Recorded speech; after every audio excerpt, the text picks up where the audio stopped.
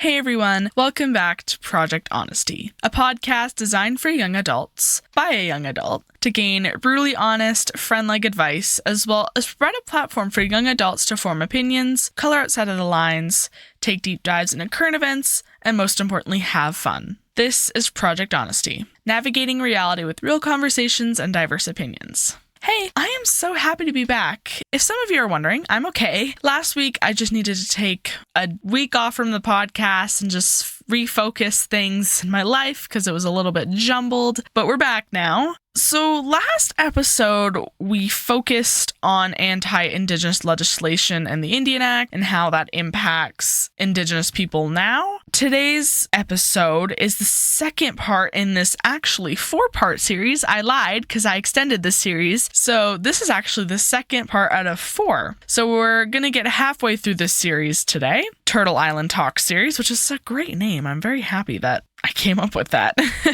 Today's focus is mainly issues that have and do affect Indigenous children. We're going to be looking at Indigenous children in foster care and analyze the overrepresentation of Indigenous children who are in foster care. We're also going to take a look at residential schools and federal and corporate involvement with residential schools. And then finally, we're going to look at truth and reconciliation efforts within the Constitution. Just a little bit of a trigger warning. There will be sensitive and disturbing content in today's episode. Talking about residential schools isn't easy, but I will not avoid the very real statistics and stories that happened within those schools. And I'll also be talking about the results of intergenerational trauma, specifically substance abuse with alcohol and drugs. So just wanted to give that little warning about today's content. First, I want to get into problems with Indigenous children in foster care and why it's more likely for Indigenous children to end up in foster care. When analyzing the most recent data available from March 2023, so a little over a year ago, stats show that Indigenous people make up a mere 10% of youth population in Canada. Reminder that all these statistics are Canadian statistics, they are not American statistics, so just wanted to remind you guys of that. And without the stats to back up the overrepresentation of Indigenous children in foster care, we can observe that the volume of these children who are ending up in the foster care system is very, very alarming. With stats to support that fact, putting it into numbers, out of all the children who are in the foster care system in Canada, or children who are receiving government support, 74% of those children are Indigenous. This overrepresentation of Indigenous children in foster care or receiving government care is due to a number of factors. Kind of an umbrella one that is a very big factor into why these children are ending up in foster care is colonial and assimilationist policies that have negatively impacted Indigenous communities. So in last week's episode, we talked about the Indian Act. The Indian Act would be one of those policies.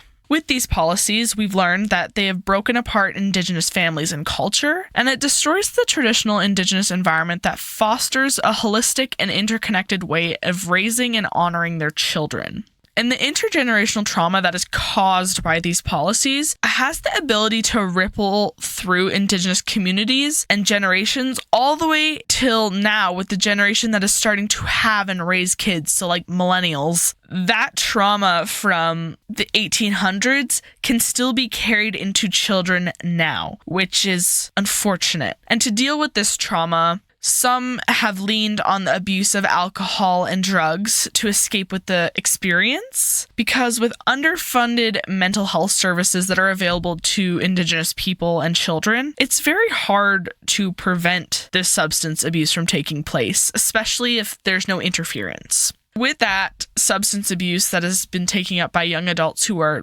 starting to have children or adults that have children, parents end up not being fit enough or healthy enough to properly raise their kids in a traditional environment, leading them to surrender their children to the government.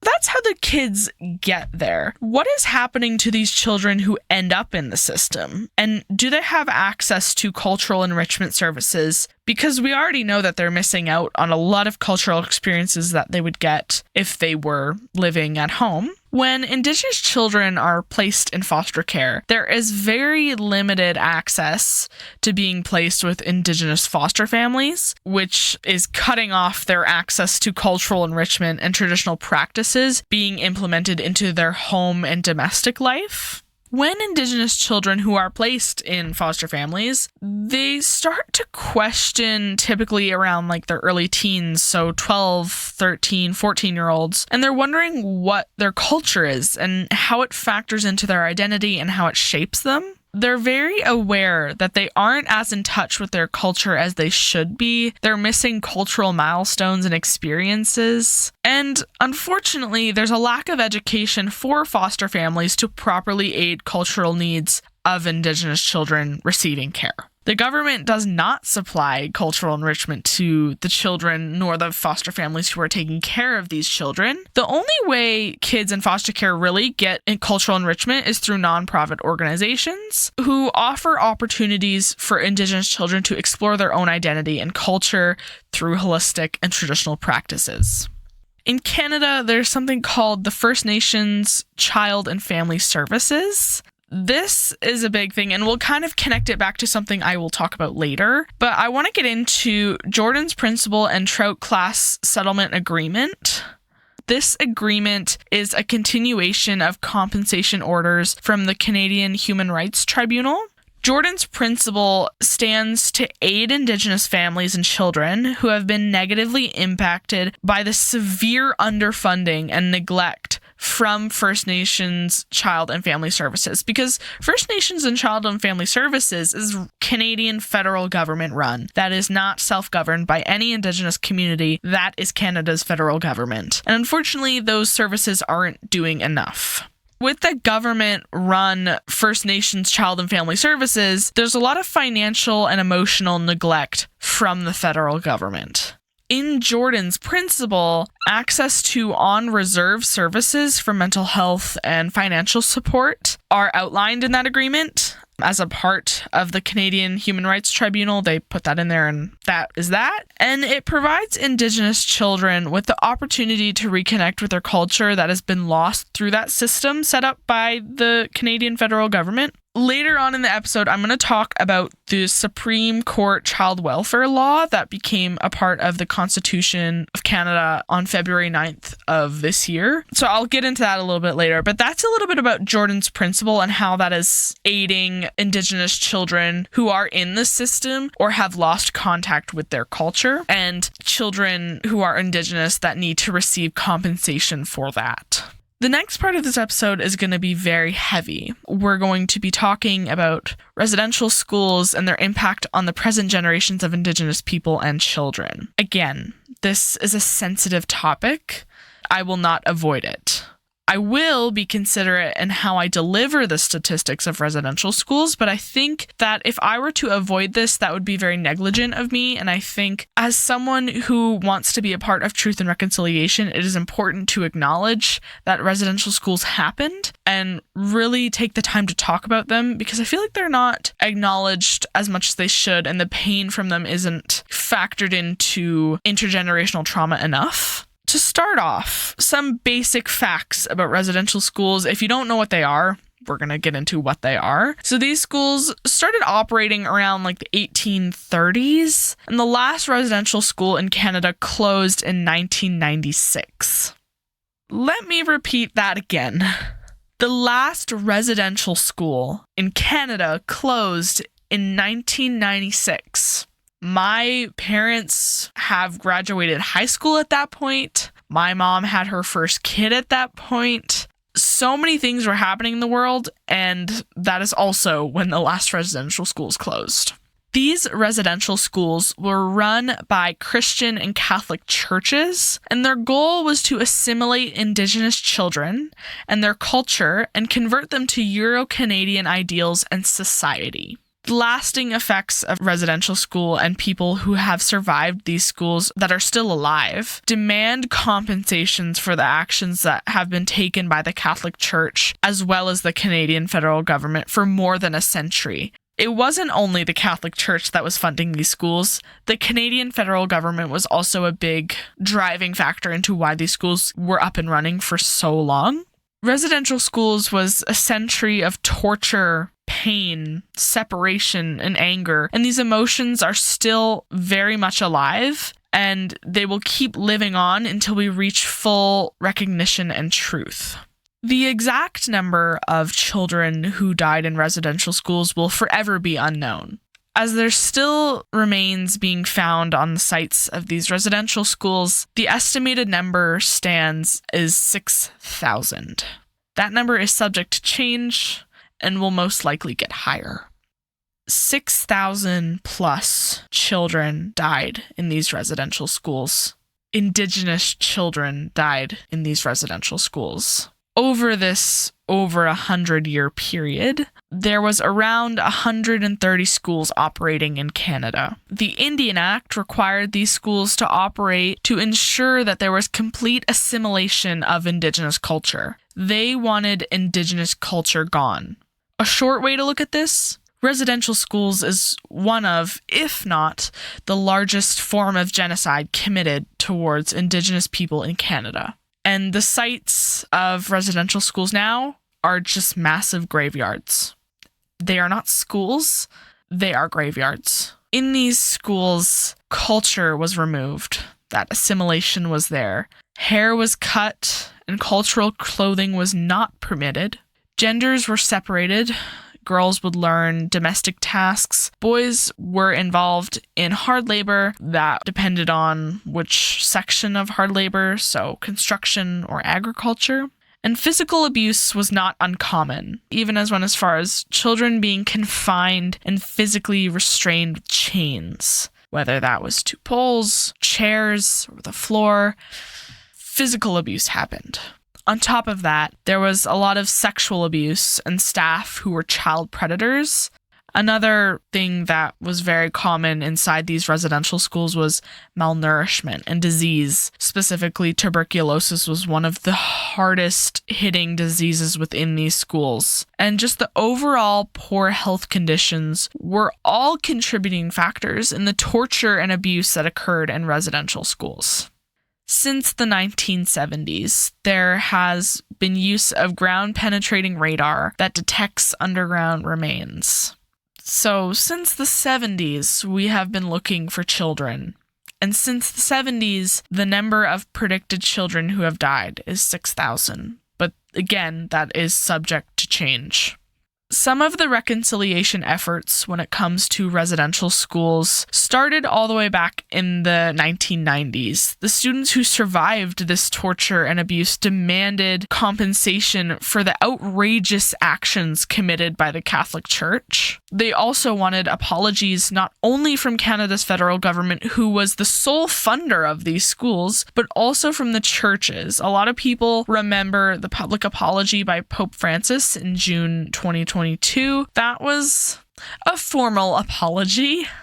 On top of public apologies, residential schools settlement agreement was set up to properly compensate individuals who were abused in these schools. Approximately in that agreement, there was outlined about $1.9 billion.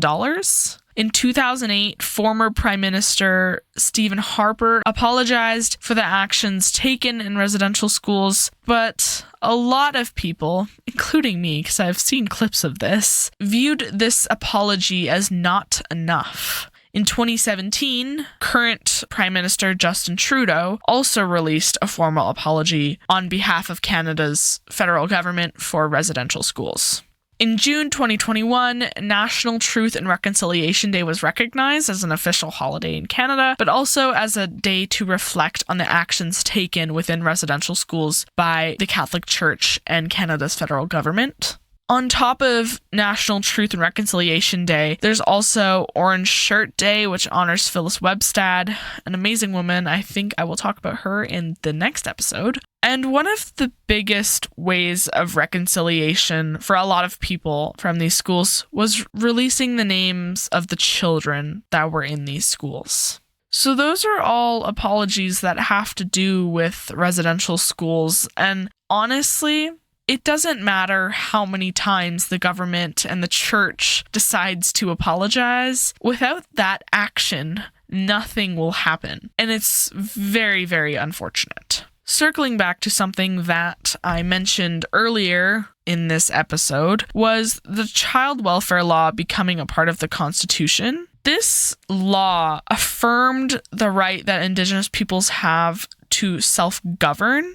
There's also under this act, it's called Bill C-92. It has a very long name. It's called the Act of Respecting First Nations, Métis, Inuit Children, Youth, and Family. The goal of these laws and these bills was to give Indigenous communities the ability to self-govern their own child and family services. So rather than having the First Nations Child and Family Services that is set up and funded by the Canadian federal government, that would be taken into the hands of Indigenous communities.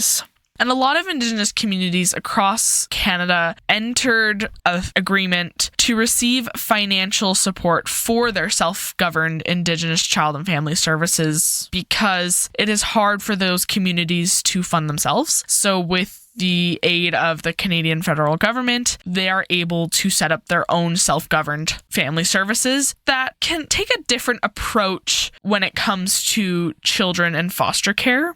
Now, I'm going to circle back again. I want to go talk about the damage that has been left by residential schools. These schools have left a permanent scar in Indigenous communities. There is still an open wound that has yet to be healed.